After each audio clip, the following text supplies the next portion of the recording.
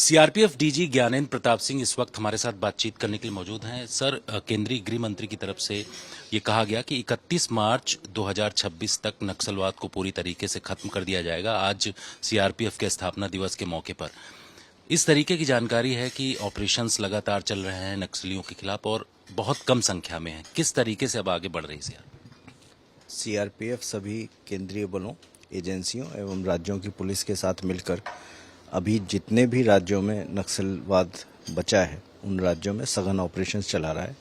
चाहे वो उड़ीसा हो, झारखंड हो, गढ़चिरौली हो, छत्तीसगढ़ हो, तेलंगाना हो, सभी में सघन ऑपरेशंस चल रहे हैं।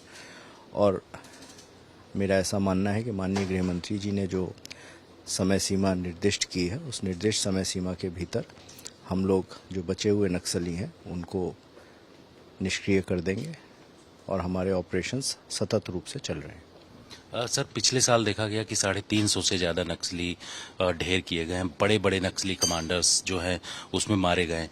आने वाले दिनों में अभी भी जानकारी है कि 4 के आसपास जो नक्सली कमांडर्स सीसीएम से जो जुड़े हुए हैं वो बचे हुए हैं। उसको लेकर के क्या अभियान चल रहा है? हालांकि ये सीक्रेट अभियान होता है, लेकिन आप लोग किस तरीके से आगे बढ़ रहे हैं? हमारे, जैसा मैंने बोला, परिचालनिक गतिविधि सभी राज्यों में चल रही है और मुझे आशा है कि आने वाले समय में निर्दिष्ट सीमा के भीतर हम लोग इस प्रकार के जितने भी नेता और कैडर्स हैं इनको निष्क्रिय करने में सक्षम होंगे। सर, सीआरपीएफ जो नक्सल आइडियोलॉजी है, बहुत सारे ऐसे जंगलों में उन्होंने स्मारक बना रखे हैं। उनके पास हथियारों का डंप भी मिल रहा है। किस तरीके से इन स्मारकों को लेकर के एक्शंस इस वक्त किए जा रहे हैं? माननीय गृह मंत्री जी ने रायपुर में जो 8 फरवरी को रिव्यू किया था उसमें एक दिशा निर्देश इस प्रकार से दिया था कि जितने भी नक्सलियों के स्मारक हैं, मेमोरियल्स हैं, उनको सबको फोर्सेस और राज्यों की पुलिस मिलकर ध्वस्त करें। इसी कड़ी में हम लोगों ने सतत अभियान चलाया हुआ है और लगभग 150 से ज़्यादा मेमोरियल्स विभिन्न राज्यों में अब तक डिमोलिश किए जा चुके हैं। इन मेमोरियल्स का डिमोलिश करना इसलिए इम्पॉर्टेंट है क्योंकि ये वो उस प्रकार के क्षेत्र हैं जहाँ पर कि कभी अगर कोई चाहे तो नक्सलिज्म का रिवाइवल करने की कोशिश करे तो इनके चारों तरफ हो सकता है। इसीलिए माननीय गृह मंत्री जी ने कहा था कि लॉन्ग टर्म मेजर के हिसाब से इस तरह के जो भी प्रतीक चिन्ह हैं उनको सबको समाप्त किया जाए।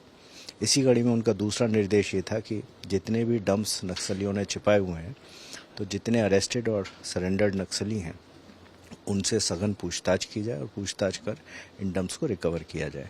तो इस पर भी बहुत एक्शन हुआ है और सभी राज्यों में, चाहे वो झारखंड हो, छत्तीसगढ़ हो, तेलंगाना हो, आंध्र प्रदेश हो, उड़ीसा हो, इवन बिहार में ऐसे बहुत से डंप्स मिले हैं जो कि बहुत पुराने समय से नक्सलियों ने अपने हथियारों के डंप्स के रूप में, एम्यूनिशन, एक्सप्लोसिव्स के डंप्स के रूप में इस्तेमाल कर रहे थे।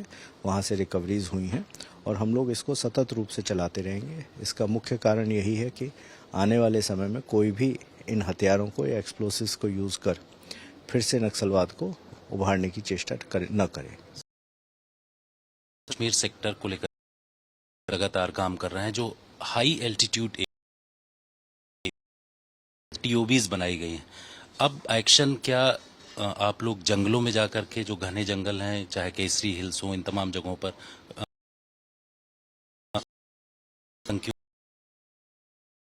अप्रैल मई में माननीय गृह मंत्री जी ने निर्देश दिया था कि हम लोग उस अंचल में जाएं, उस हाइट पे जाएं, उस एरिया में जाएं जहां पर कि आतंकवादी छिपने की सूचना आती है। इसी कड़ी में हम लोगों ने मिडिल और हाई रिजेस में अपने टेम्परेरी ऑपरेटिंग बेसिस बनाए हैं और ये सभी फोर्सेस मिलकर बना रही हैं। उसमें सीआरपीएफ भी है, सेना भी है, जम्मू कश्मीर पुलिस भी है। सीआरपीएफ के टीओबीज जहाँ भी बने हैं वहाँ पर एसओजी का भी कंपोनेंट साथ में है। बेसिक आइडिया ये है कि हम अब उन एरियाज में जाएंगे जहाँ पर कि आतंकवादी छिपे होने की सूचना भी दुर्गम हो। इस बार जो पूरा सर्दी का मौसम रहा जिसमें बर्फबारी भी बहुत हुई, आप लोगों को ज्ञात होगा, बर्फबारी 10,000 से लेकर 13-14 हज़ार फीट की हाइट पर हमारे टीओबीज लगे रहे। हमारे अधिकारी और कर्मचारी वहाँ पर रहे और उन्होंने सभी प्रकार की भारत विरोधी गतिविधियों को लगाम लगाने की कोशिश की। इसी कड़ी में ये कार्रवाई चलती रहेगी और हम उनको जहाँ जहाँ उनके छिपने के ठिकाने हैं वहाँ जाकर ढूंढकर निष्क्रिय करेंगे। शुक्रिया सर आज तक से बातचीत करने के लिए। कैमरामैन मदन प्रसाद के साथ गुवाहाटी से जितेंद्र सिंह, आज तक।